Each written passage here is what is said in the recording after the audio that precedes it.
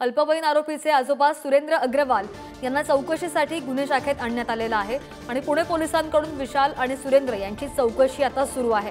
अपघातानंतर दोघांची समोरासमोर चौकशी सुरू आहे। अधिकची माहिती व तुमचे प्रतिनिधी बालाजी पोद्दार आपल्या सोबत आहेत। बालाजी, महत्त्वाची अपडेट, अल्पवयीन आरोपीचे आजोबा सुरेंद्र अग्रवाल यांना सुद्धा चौकशीसाठी गुन्हे शाखेने आणलेला आहे आता। नक्कीच विशाल अग्रवाल आणि सुरेंद्र अग्रवाल यांच्या समोरासमोर बसून चौकशी करण्याची पोलिसांना गरज वाटते। त्यासाठी त्यांना इथे गुन्हे शाखेत आणण्यात आले आणि हे सुरेंद्र अग्रवाल जे आहेत त्यांचे छोटा राजनशी संबंध असल्याची बातमी सुद्धा पुढे आली होती। त्या संदर्भात काही चौकशी पोलिसांना करायची आहे आणि जो नातू आहे त्या नातवाचा जामीन सुद्धा सुरेंद्र अग्रवाल यानेच घेतलेला होता। मुलगा कस्टडीत आहे, नातू बालसुधार गृहात आहे आणि आता चौकशीला सुरेंद्र अग्रवाल यांना पुण्यातल्या गुन्हे शाखेपाशी आणण्यात आलेला आहे। पुणे पोलीस त्यांची चौकशी करतायत। चौकशीला मी पूर्ण सहकार्य करणार असल्याची माहिती सुरेंद्र अग्रवाल यांनी दिलेली आहे, परंतु आता काय चौकशी होते हे थोड्या वेळात आपल्याला कळेल।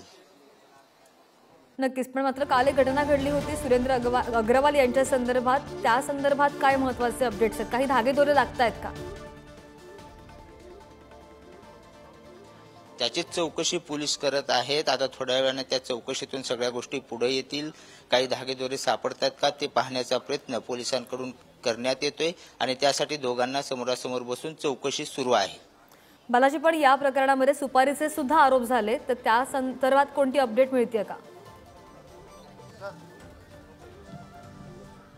सुपारीचे आरोप झालेले आहेत, पण ते आरोप सिद्ध करण्यासाठीच पोलिसांना चौकशी करावी लागत आहे आणि ते चौकशी करून पोलीस काय सिद्ध करतात ते पाहायचं आहे। परंतु सुरेंद्र अग्रवालांची चौकशी करण्यासाठी पोलिसांनी आज त्यांना घेऊन आलेले आहेत आणि त्यांच्यासमोर स्वतः विशाल अग्रवाल यांची सुद्धा चौकशी सुरू आहे। दोघांच्या बोलण्यातून पोलिसांच्या समोर काही तपास येतो का ते पाहावं लागेल।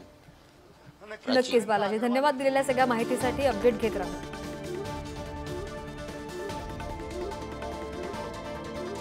Thank you.